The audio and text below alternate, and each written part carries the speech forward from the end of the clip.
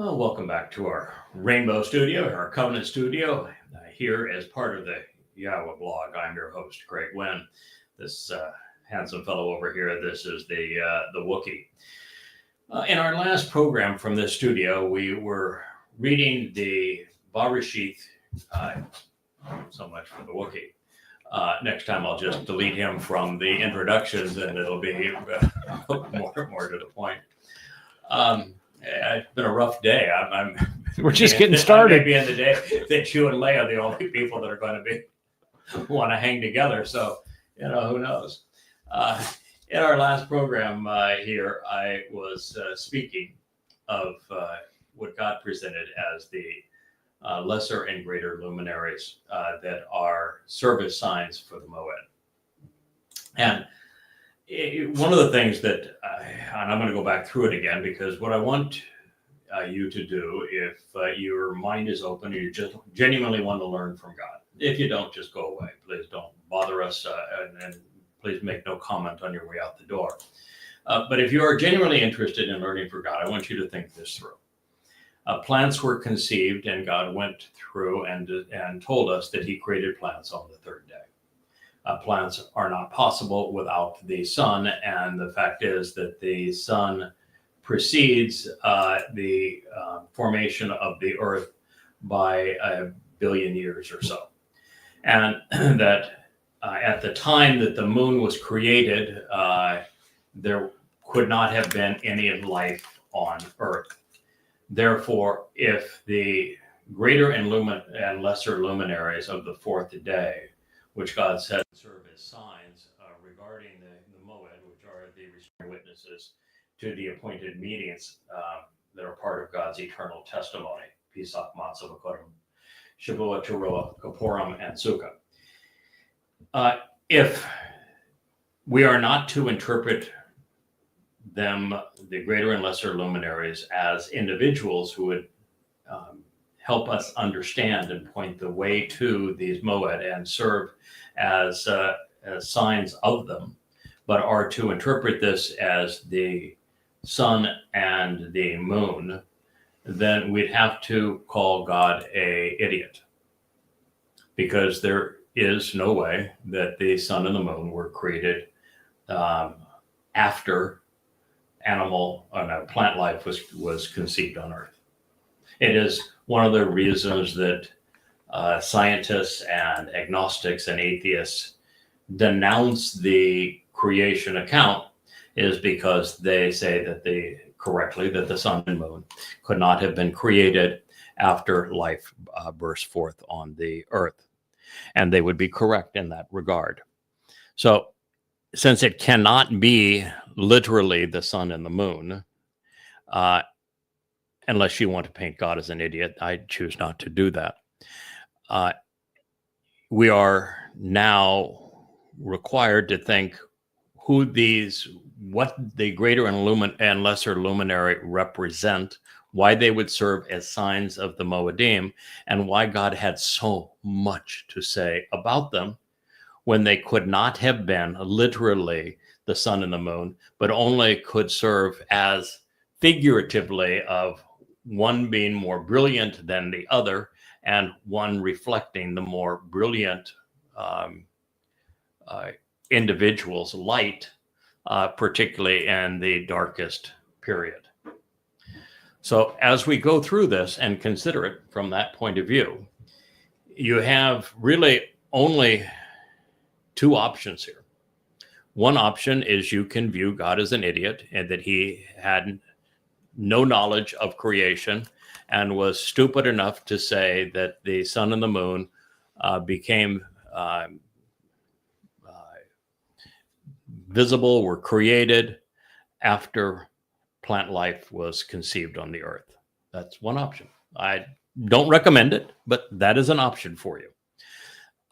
The other option is that you can see them as individuals, at which case you need to surmise whom they might be.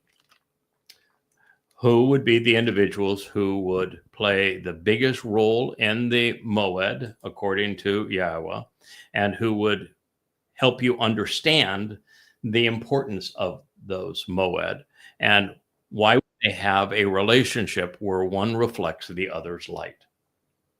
And why were they referred to as luminaries, as sources of enlightenment? And then when you contemplate all of that, what I want you to do is to assess if they are not Dowd and Yahowah, then who might they be? And as for Dowd, since Yahowah says when he returns, his position of authority in God's presence will be as brilliant as the sun, and then goes immediately to describing the eternal relationship that will exist with the moon in the 89th Mizmor, and constantly presents Dowd's Bashar herald as Yahowah. Should it be any other combination of people, why wouldn't God have explained it? Where are they? We're running out of time, and there hasn't been anybody that has ever explained that's what this is referring to, and it's identifying these people, as is proven by the 89th Mizmor, which is why we were reviewing this in the first place. So I want you to think it through. I mean, there's a lot of people that are taking some really stupid shots at Yahowah that are saying things that are absolutely gibberish and think that they are super virtuous. And yet it is obvious they don't have a clue. So I'm asking you, if you want to try to understand this, are you going to step up and deal with what it says? Because God said there will be lights as luminaries. There'll be sources of illumination. It is a compound of ma, to ponder the implications of, or light.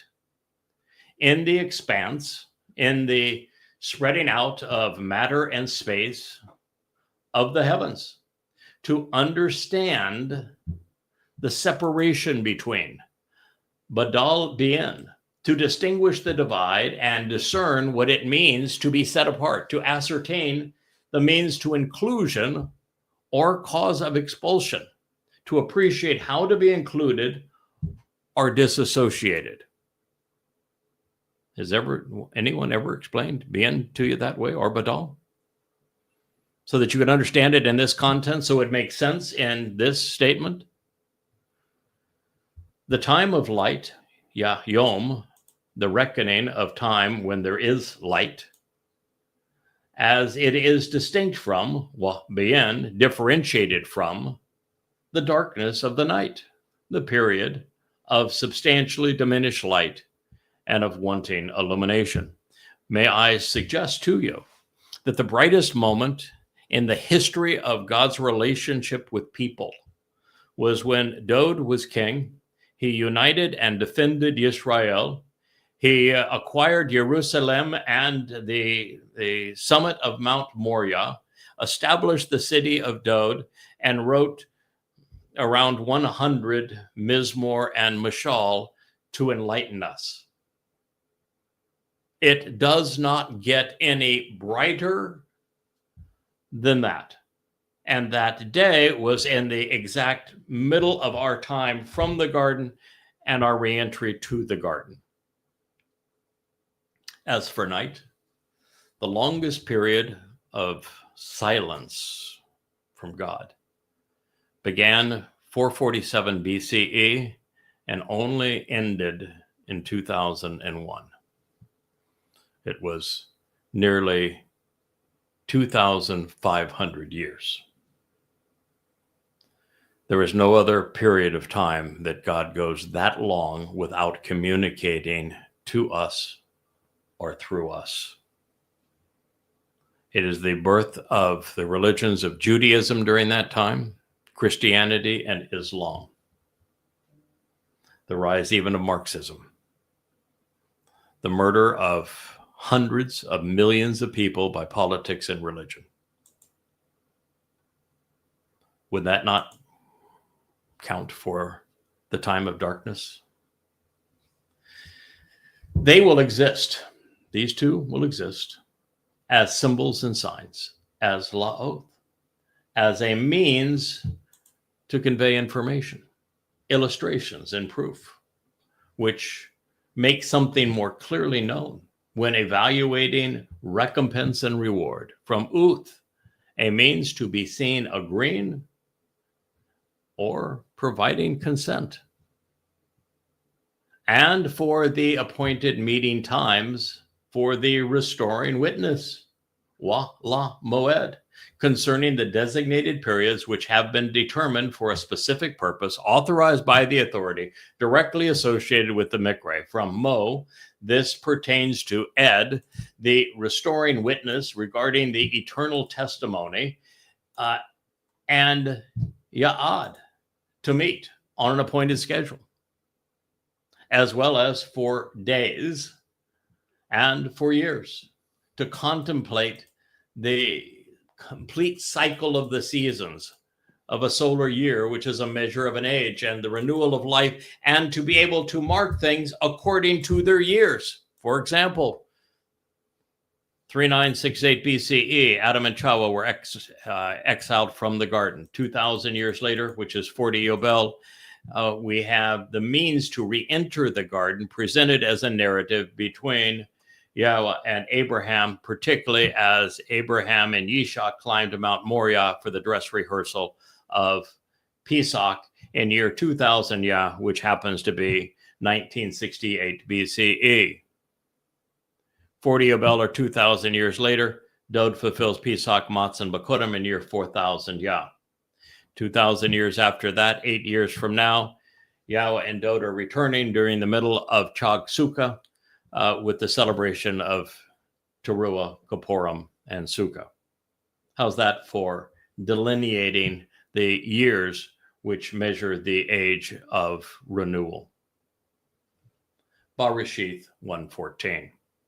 Therefore, they will exist as luminaries to ponder the implications of light in the expanse of, within the spreading out of matter and space of the heavens, to provide illumination and enlightenment for the earth, for the land. And therefore, it continued to exist like this thereafter upon what preceded it. Bereshith 1:15.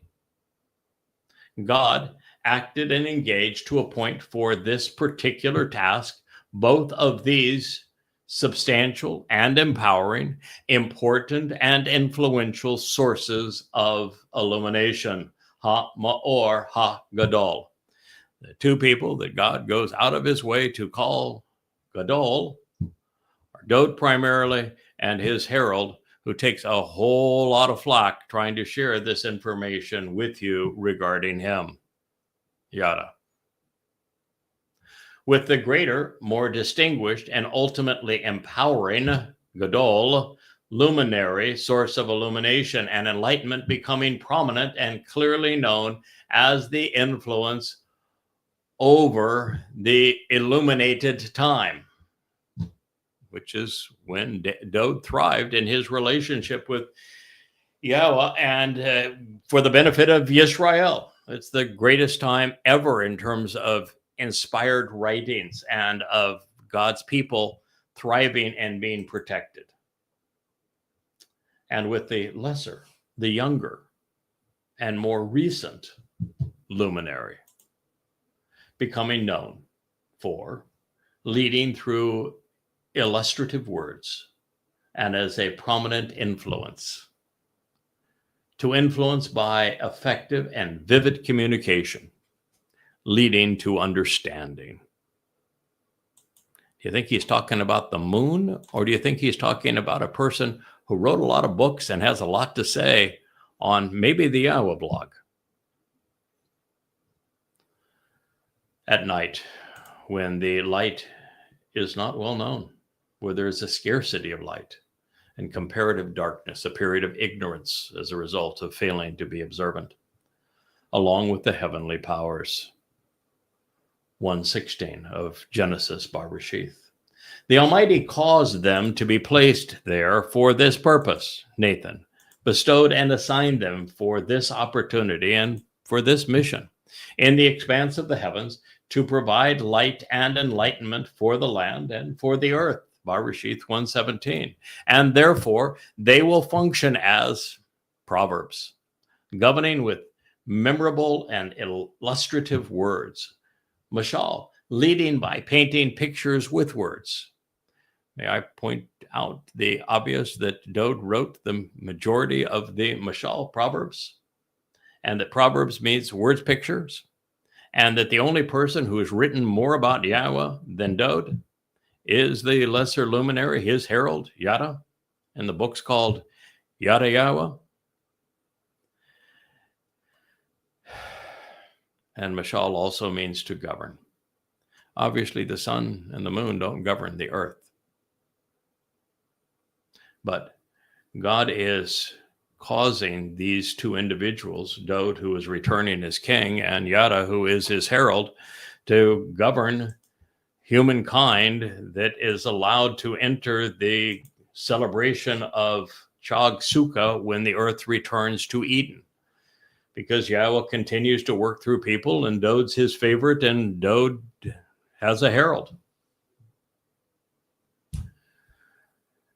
In the light of day and in the darkness of night, providing a contrast to appreciate the difference between the light and comprehend being separated through the darkness. God saw that indeed this was good, useful, was agreeable, valuable and appropriate, productive and beneficial. Bereshith in the beginning, Genesis 1:18. It is nearly impossible for me to process the implications of this prophecy, and even more difficult to accept what God is revealing about what he intended to accomplish through these two luminaries. And yet it is sufficiently clear that the brighter of these two is Dowd, while Yada is being shown reflecting his light as one who fulfills and the other explains the Mowedym. And all of this was foretold just as life was emerging on this planet. Other words, 5 billion years ago, God had a plan. Humankind's recalcitrance, willingness to erase his name and rob his son of all of his achievements, or that this needed to be resolved prior to his return, and that there would be someone who was willing to do so, did not take God by surprise. Men did not come to God's rescue. God came to man's rescue through men.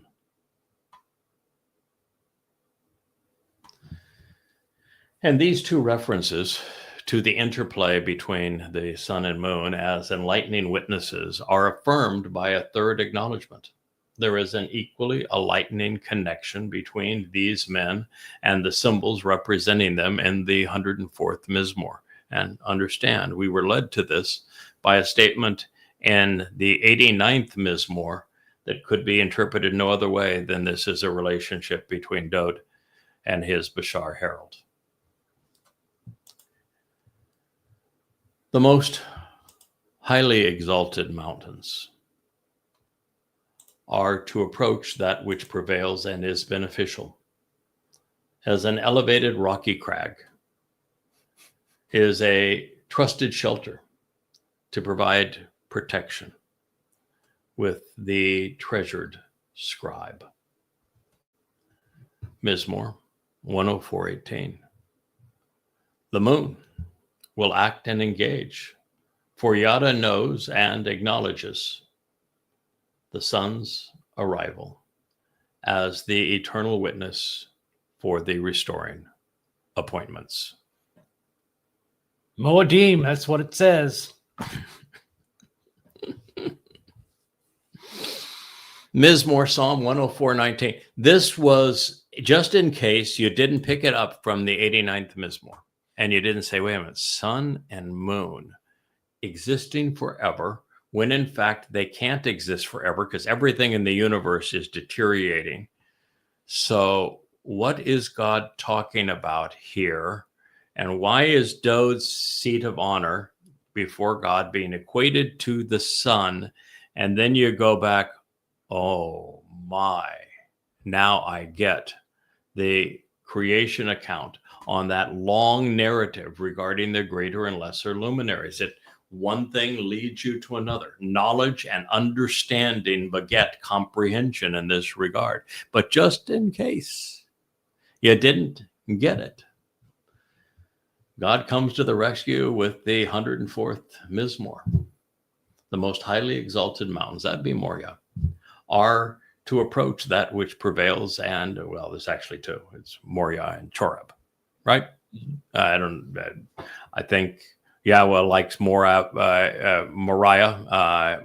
which means to revere Yah, more than he likes Chorab, which means cutting edge. But the fact is, those are since this was plural, those are the two mountains. The third would be Olives, right? Yep. Which overlooks Mount Moriah. Going to give the best view from the east, particularly for taruw'ah. So I'm very fond of olives. He's fond of olives and the Mount of Olives.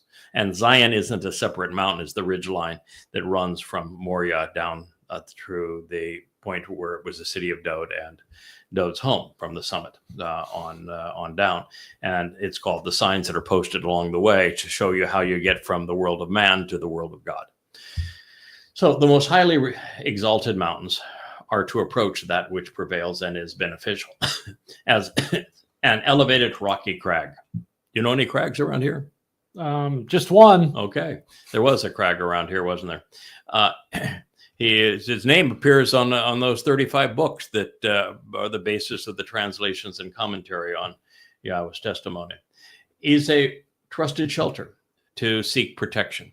Now, you might say, well, that's kind of an odd thing to say, isn't it? Well, no. Have you ever read Yahowah 17? Yeah. Okay, in Yahowah 17, once you go through the shabuw'ah harvest and the taruw'ah gleaning, we're told that there are 2 to 3 olives on the uppermost branches. Those would be Yehudim. And 4 or 5 on the branches that have been cut away. Those would be Israelites.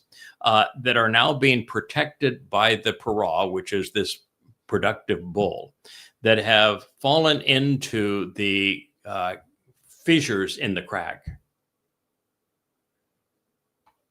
So it sounds like this shelter to seek protection is explained later in Yahowah 17. It's all taking place on taruw'ah.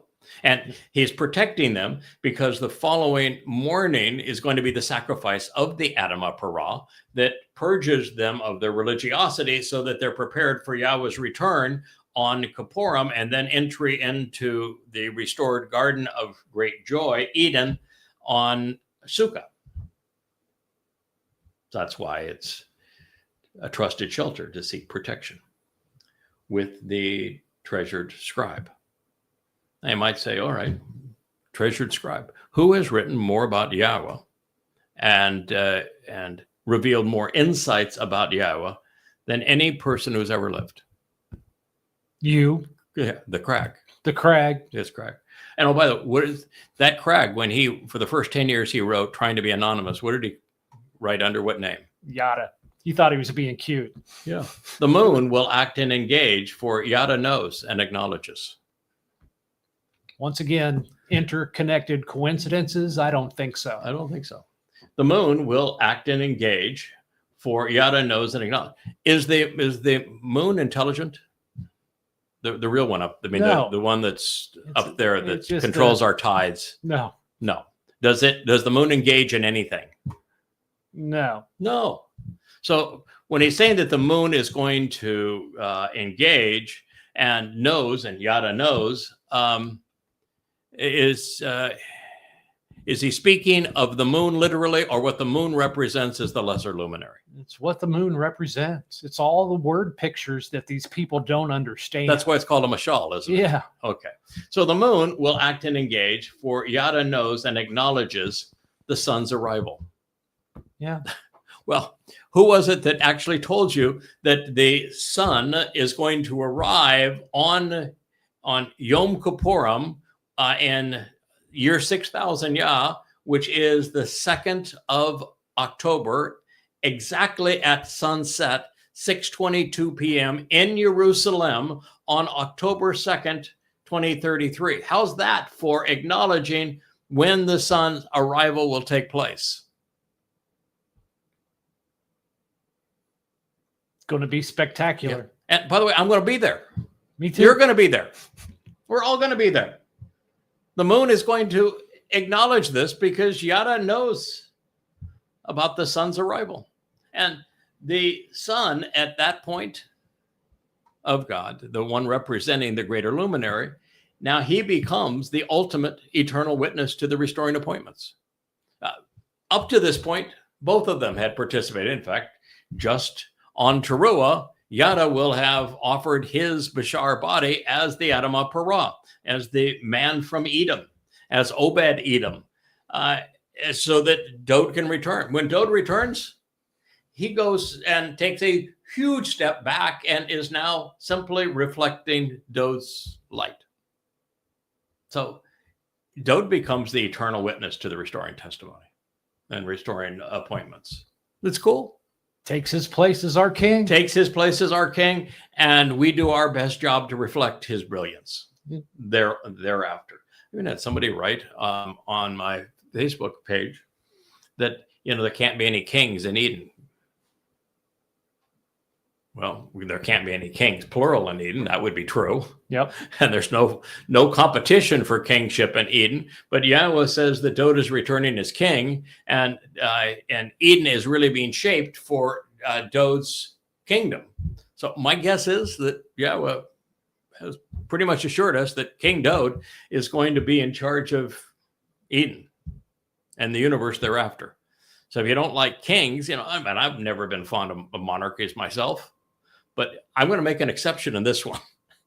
That's God got to choose how he wanted to work through Dowd, and the term that he used was king, Melech. Mm-hmm. Now, Melech and Malach are very similar in Hebrew. They're one letter different. And the difference between Melech and Malach is that Melech is a king who also serves as a counselor and advisor, while a Malach is a messenger, typically spiritually empowered. So this is what we're talking about here in Psalm 104:19. The moon, while 400 times smaller than the sun, is 400 times closer to the earth. The moon, comprised of the essence of the earth, is illuminated as a result of reflecting the sun's life. These serve as metaphors that portray the proper perspective to view the firstborn. I don't think there's anybody, in fact, I'm positive, relative to the greater luminary, prior to me figuring out and announcing that Dowd is not only the Messiah and the Son of God, that he was the King of Israel and he is the returning King of forevermore, and that he was the one who predicted that he would be crucified in year 4000 Yah, 33 CE, to the very moment that was required to fulfill Chag Matzah. And he did so in 555 BCE, almost 600 years before he fulfilled the prophecy. And that he described the nature of crucifixion, which was how he would fulfill Pesach, 700 years before crucifixion existed and 600 years before Rome even existed. That's pretty impressive. And yet I was the first person in human history to ascertain that Dowd was the person through whom God fulfilled Pesach, Matzah, and Bikurim to enable the benefits of the covenant. Now, how's that for a rather important understanding of Dowd's role as the greater luminary? And then went one step further and said that Dowd is the one who is returning on Yom Kippurim, the day of reconciliations with Yahowah, as it is presented in the 89th Mizmor. I don't think you can be more explicit on Dowd and his comings and goings than I have been. In fact, I am positive that no one has ever communicated even 1% of that information, much less put it all together, much less explained how Dowd figured out that he should volunteer to fulfill this role. And I walked our listeners through and our readers through this process of exactly how Dowd came to this conclusion. And because I read the same material and I came to the same conclusion, so I know he would have come to the same conclusion. And then I analyzed Dowd's presentation within the Mizmor to ascertain why, once he realized that he was the son that should serve as the lamb based upon the dress rehearsal for Pesach that was performed between Abraham and Yishak, with Yahowah intervening, and a father with his son, the one son whom you love. And Yahowah says, no, I'm going to provide the lamb. And then in my favorite prophecy of all time, at least maybe until 2 weeks ago, 2 Samuel 7, Yahowah announces, I am his father, he is my son. Dowd would have known all this. That's how he came to the conclusion, oh, that's my job. But then, knowing how difficult that job would be, because he was a prophet, and knowing that he'd have to go into hell carrying our guilt on matzah, that takes a lot of, big time courage, conviction, fortitude. No powder puffs are going to play in that game. You have to be the antithesis of meek if you're going to play in that game. But I came to realize, because Dowd told us why it was so essential, and you figure this out really in the third Mizmor, why it was that Dowd realized in studying the Torah that since Moshe gave up on his people, and since Dowd would experience the revolt of Absalom and the rejection of his own wife, Miqra'ey, that it is essentially, and that he was hunted down by the people's most popular person, Shaul, that it is impossible to survive Israel. Israelis are so mean, so vicious towards God's witnesses. They are so belligerent and obnoxious and resentful and embittered that Moshe gave up and asked God just to kill him, and just went through the motions on the rest of the way through. And Dowd gave up as well. And so he realized that you're going to have to do something really extraordinary to be able to lead these people. And what could be more extraordinary than recognizing that 100% of the people that you would lead are there simply because you are willing to go into hell for a heavenly cause? Pretty much explains how he came to realize he should volunteer, why he volunteered, and then you're Yahowah. So why would you let your son endure that kind of aggravation, of that kind of pain and suffering and separation? And the answer became obvious. It's to demonstrate not only extraordinary love and conviction and courage of a man, and to say that this is possible. It's possible for a man to have such love and devotion for me and the relationship that I'm trying to achieve with humankind, that he would be willing to volunteer to do this. But I think it's far more indicative of God saying, I created humanity for the purpose of a relationship. And so I want to do the most important things through people. This is the single most important thing that could possibly be done. And if there is a man strong enough to endure this, then it proves that all things are possible when we collaborate together. If you are confident enough in me, you trust God sufficiently, and are bold enough, you can, when paired with Yahowah, you can accomplish the greatest things that can even possibly be imagined. And that is the story. And Yahowah, as Dowd's beloved father, knew that if Dowd endured these 2 days, that he would receive the benefits and the blessings and the respect for trillions of billions of gazillions of years. And the weak-minded want to equate this to human sacrifice. How stupid. They want to dismiss it all. Yes. Yes. But they're not dismissing it to human sacrifice because they're trying to annul Dowd, but of course that's what it does. But because they're fixated on annulling me, because they can't have a mommy goddess cult and speak for a non-existent spirit mom unless they trounce me. And so their whole life and all their little helper bees are devoted to silencing the one voice that knows that they're a complete fraud. Well, anyway, that's a pretty astute way of coming to know not only of Dowd's arrivals, which are the important markers of time, even the dates pursuant to when Dowd will fulfill the Miqra'ey as we move through them. And all of this is conveyed to explain the timing and the purpose, the who, the what, the where, the why, the when of the Mowedym, predicated on how we view the sun and the moon.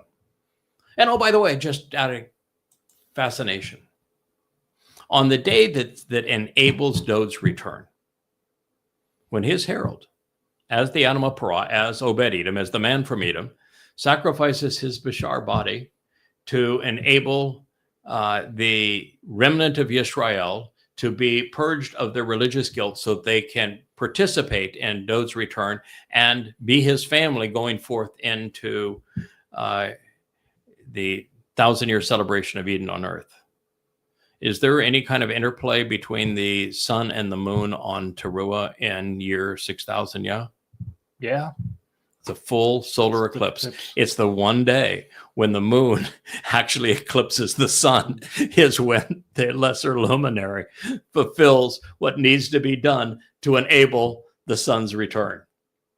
How's that for orchestrating the event? And oh, by the way, when we move into Sukkah, which would be the 7th of October in 2033, is there any interaction between the sun and the moon that might indicate, well, they are even showing their witness to this final fulfillment of the Mow'ed on that day? Yep. On that day, there is a full lunar eclipse, isn't there? Yep. That is the day where the Earth's shadow covers the moon's surface, and the light from the moon is totally eclipsed at that time. It turns bloody red, actually, because of the way that the red lights curve over it. So you still see the moon. It's just bloody red. The solar elliptical coincidence of what's happening at that time isn't going to happen again for several hundred years. Centuries. Yeah. Because in year 6,000 Yah, 2033, the first of Abib is a full solar eclipse. And on the fulfillment of Matzah on the 15th day of the month in 2033, 14 days into Abib, it is a full lunar eclipse. I'm sure it's by coincidence. There's no relationship between the sun and the moon. Get it out of your head. It's just God would not be this informative, would he? Absolutely, he would. Oh, okay. It's to the point where, like, come on, knuckleheads. Come on, knuckleheads. Why is it that so many who are so close, are not only so far but belligerent in their antagonism? Dowd is not only Yahweh's most enduring and reliable witness, but he is also the most readily verified source of restoring testimony. And while he did his part to tell us what he was going to accomplish, even detailing his own crucifixion and his journey into hell, no one, not one single person over the course of 2,000 years or 3,000 years from the time that Dowd explained it was willing to give him credit for what he had done. And so that's why the greatest man who ever lived has a publicist, someone to reintroduce him to his people. And if it were not for the moon reflecting the sun's brilliance, there would be no one to receive him 8 years from now. But why don't you continue to attack all of this because you want all of God's little people to be humble, or because you want to be religious and remove pork for your diet and say, well, that makes me godly. By the way, we will have a couple of interesting programs on why there is no Hebrew word for humble. In fact, you did an AI search. I took 5 minutes about a week ago when this started to metastasize, and because I knew that the first attempts that the opposition was using to discredit me regarding humble were words that didn't mean humble. One means tightly wrapped to Yahowah, and the other one means responsive to Yahowah. And I knew that was the majority of those things, but I hadn't done a comprehensive research until it began to emerge, and that's the most recent attack that we're talking about on this program. Is that there actually is no Hebrew word for humble in the sense of what God wants in a relationship with his people. The words that are changed to humble are either tightly wrapped to God or responsive to God. And that there are words which speak of being humbled, like kana speaks of being humbled, but it is used of the enemies of God. So you probably don't want to be one of those.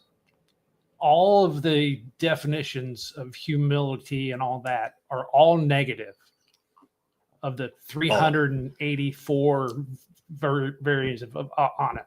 Yeah, they're all negative. They're all negative. And even the King James and the their standard lexicons, 6031 and 6030, they even admit that the 6031 is not correct. Yeah, they even admit it. They even admit it in Strong's. Yeah, in Strong's they say it's based on ana with an H. Ana with a wa is based on ana, the verb, with an H, and it means to be responsive. So they even admit that they're wrong, but yet the religious cling to it. Still printed it that way anyway. Yeah. Of course, I found it interesting that when Yahowah handed the torch to Joshua, Moshe got them to the promised land. Moshe just ran out of steam. And Moshe's last act is he struck the crag rather than talking nicely to it so that the crag could gush forth in water, because that happens to be a huge symbol that Yahowah has going forward. It's that the Temple Mount, the rockiness of the Temple Mount, is going to gush forth and cascading waters. And so he was supposed to explain that, and the waters would come out, and they would get this visual sign of prophecy was supposed to happen. Instead, he whacked the rack, the crag, and that's what Hasatan is going to do. And he messed up the whole story. God said, "Okay, we're just done. I'll take you a tour of the Promised Land, but I'm going to pass the torch. We're going to Yosha." And Yosha happened to be one of two fellas that didn't cower. Yep. Caleb and Yosha. The only reason Yosha was still around was when the spies went into the Promised Land. All the spies came back. Oh my God, there's really scary people in there. And ordinary men, they cowered under the presence of ordinary men. And there's giants in there. And there weren't any giants in it, but there are giants in there. And we're really scared. And we're not going in there because if we go in there, we're all going to die. Cowards, wimps, meek, timid, too humble in terms of not having backbone, not standing up to recognize that if you have a relationship with Yahowah, nothing is going to stop you. Two guys stood up. One guy gave the speech. The two guys, Yosha, who he's going to speak to here in just a moment, and the other guy was Caleb. And what did they say? Yeah, God's with us. They don't matter. Let's just go. Stand up, be courageous, show some conviction. Stop being such wussies. You mean they didn't humble themselves? No. And what did God say? The two of you that stood up, you get to go in. The rest of you, you're dead. Did he try to say, oh, come on, people. let's try to reason this through. Let me take some time. I'm going to explain it to you. Maybe you misunderstood me. I want to give you a second chance. It'll be okay. I love all the little people, and I know that you were just trying to be humble around me. So I'll let me explain it to you again, and I'll give you another opportunity to get this right. Or he says, no, you're just going to be a pile of corpses. I think what he said is everybody over 20 is going to die. Yep. And I was going to see a pile of corpses. So what would you take from that story? And then when the torches passed between the two, and Yah was having his first speech with Yosha, he says, I want you to know, I'm with you. I will never back down from you. I am with you all the way. I will never withdraw from you. So what I want you to be is Shazak. You know what Shazak means? Tough as nails. It means firm, resolute. You are absolutely committed to being fierce. I mean, Shazak means fierce. It is the antithesis of humble. And he says, if you do that, and if you are super strong and you act in a very powerful way, then these people will get to inherit that land. So if you want to inherit the land, you're going to be a wussy like the Jews that said, little people, they're scary. They humble us. Or do you want to be like Caleb and Yahowah, or as Yahweh describes, and be Shazak? I mean, how hard is this, folks, for you to figure out? Or you just don't like God being the way he is?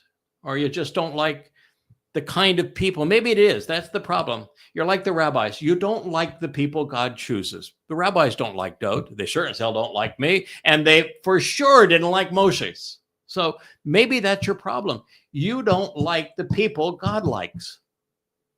They bother you because you're too timid, because you're too mealy-mouthed, because you're just wussies. Or maybe you don't like him because he didn't choose women, or he didn't choose you. Maybe that's the problem. And so you're resentful of those he did choose. I don't know what your problem is, but you have a problem. Oh, by the way, the other thing that they wanted to say was that your diet will absolutely preclude you. You are a fraud if you say that you can eat anything that you want, so long as you do so thoughtfully. Did I not read to you Devarim 12 this morning? Yep. And did I not present Devarim 12 along with Devarim 15, that are the two chapters on what you can eat? Did I not present them in an introduction to God in the very first, in the introductory chapters to Introduction to God, and in the entire thing? I mean, the entire chapters. 20 years ago, you did. 20 years ago. Well, darn near. Yes. Yeah. And what does it say about food that is clean and food that is unclean? The unclean food is a reference just for your health. Yes. But doesn't he say the good, the clean, the unclean? If you want to eat it, eat it. It's a provision from me. Do so. Eat whatever you want to eat. That's what he said, didn't he? Yep. And how many times did he repeat it? 3, 4. 4. But hey, I don't want to bother you. If you want to be kosher, that's up to you. Be kosher. In fact, I have always said, as it relates to the juxtaposition of Devarim 12 and 15, 12, eat whatever you want. 15, these foods are good for you to eat. These foods are not good for you to eat. I've always said, I'm going to share with you how I interpret this, because I don't see it as a conflict. But I am also going to share with you that my job is to tell you what God said, and then your job is to determine how you're going to apply that to your life. So if you're applying that to your life and you say, well, this means I'm going to not eat catfish, but I'll eat salmon, that's fine. If you don't want to ever have a shrimp, that's your choice. I'm not going to tell you you're wrong never to have a shrimp. But I want you to know what it is that God said, and you can make your decision. But the key thing is, about everything God says, if you want to make the word of the day a word that's only used once, and you're going to hang your hat on that, and so you're going to die on the hill of humble, then my suggestion to you is you open up your mind to the fullness of what God said, as opposed to one thing that you want him to have said, that out of context you can interpret religiously, should you choose to. That would be my advice. So my view here, and we'll do a whole series of shows on what you can and cannot eat, is that the only way for Devarim 12, which says over and over again, you can eat whatever you want, with God's blessing. And then Devarim 15 saying, these things are good for you to eat, these things are not good for you to eat. There's only one way that I'm aware that you can juxtapose those two statements and have them both be true. And that is for the overall instruction on food is presented first in Devarim 12. I'm not going to make a religion of food. You can eat whatever you want. And then in Devarim 15, he's saying, all right, I'm going to tell you the things that are healthy for you and the things that are not healthy for you. And for from that point, which was 1447 ish, probably at that point, it was probably 14, more like 14, 07 ish, very close to going into the land. So 40 years later. Just on the other side of 1400 BCE to about 40 or 50 years ago. Everything God listed that was not healthy wasn't healthy. It was really risky.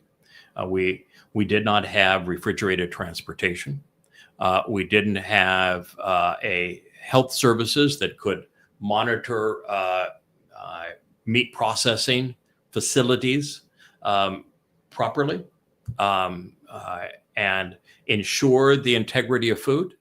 And we just didn't have enough knowledge to deliver things like bottom feeders, or particularly pig, because pigs at the day would eat anything, and the way their stomachs worked, they couldn't process it, and so they were really susceptible to a number of different diseases, and we'll talk about those when we do these shows.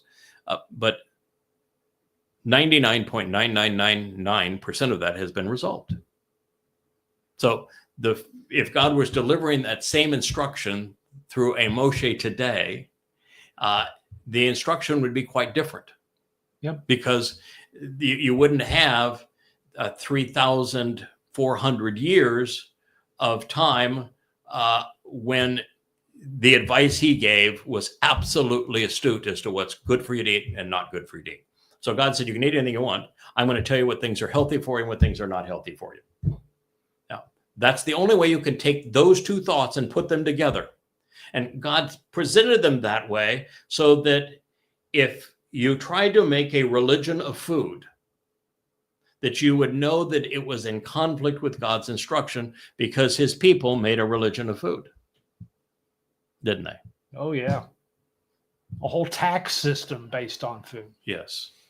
So these are the kinds of things and that you need to know. And it's just like the greater and lesser luminaries. If you were to read the greater and lesser luminaries from an average translation, your only conclusion would be that God didn't know what he was talking about. This is a mistake. Therefore, I should reject the book of Genesis. That would be the only rational decision that a person could make, is that the source of this made a mistake in the order of events. Therefore, it doesn't know what they're talking about. And yet the source presented this in the fourth day, because the fourth day is when the greater luminary would do its thing, fulfilling the Mow'ed. So I chose, in my rendering of those words and in my explanation of what God was talking about, to take Yahowah seriously, and to know that the God I have come to know and respect through the brilliance of his testimony doesn't say things that are stupid, and that he consistently tells the story from every possible vantage point so that we would be prepared to understand how everything's going to play out throughout time. And then when you read the 89th Mizmor, you go, wow, that's the answer. And BB's commenting and going through the Forrest Gump shrimp possibilities. This is hilarious. So BB is posting online and telling you all of the possibilities. Stir-fried shrimp and lemon shrimp and coconut shrimp and pepper shrimp and shrimp soup, shrimp stew. Forrest Gump and all the ways you can have shrimp. Well, we'll do shows on these things, but when God is saying things that are this profound, and in the last 2,500 years, there's only been one person that was capable of explaining them to you, and it's regarding the most important things pursuant to our relationship with God. I think you would be best advised to listen to what he has to say and to benefit from it than you would be to attack him. But, your call. Bubba. The enlightened and aware, informed and rational, will celebrate Dowd's life, their lyrics, and they will acknowledge our Father's love for his Son. That said, we have reached the portion of Dowd's song that was alluded to in 2 Samuel 7, when Yahowah predicted that his people would deny and denigrate the very Son of God and Messiah. And yet, even more than Jacob, Dowd is Yisrael. The promises made to him were also made to them. From being the children of God to the heirs to the covenant, to being the recipients of the land. His joys and heartaches, his ongoing battles with Goyim, his insights and confusion, the benefits he enjoyed in concert with the covenant, and the consequences he endured when he ran afoul of it, are all shared by the nation he shepherded. Dowd was not perfect because Israel was not perfect, but Dowd managed to perfect Israel. It was in concert with Dowd, representing Israel, and of Yahowah's contribution to annulling the truths that we have just considered, that these words were prophetically inscribed in parallel with Shamuel, 2 Samuel 7. After all, it is Yisrael that has, but now you yourselves have refused to accept, creating a foul stench by snubbing, such that you have rejected by diminishing the merit, even spurning over time by repudiating the essence improperly and of your own initiative, meddling while presumptively passing over your Messiah. Oops. Oops. Wow. And therein is a definition of Judaism, of Christianity, of Islam, and today of the leprous mother goddess cult. They pass over Dowd because they're too busy attacking his herald. Well, that's going to be the end of our program. I will read this passage to you one more time. We will return to it in our next program. I just want to tell you that I think it's one of the single most important prophecies ever uttered. But now, you yourself have refused to accept, creating a foul stench by snubbing, such that you have rejected by diminishing the merit, even spurning over time by repudiating the essence improperly and on your own initiative, meddling while presumptively passing over your Messiah. Mizmor, Psalm 89:38. God is really smart. He knows the past, present, and future. And he conveyed the future to us in our past. It's a damn shame so few people are listening. I thank you, should you be listening, and look forward to continuing with you through the conclusion of the 89th Mizmor on another trip down here to the Rainbow Studio. Good day.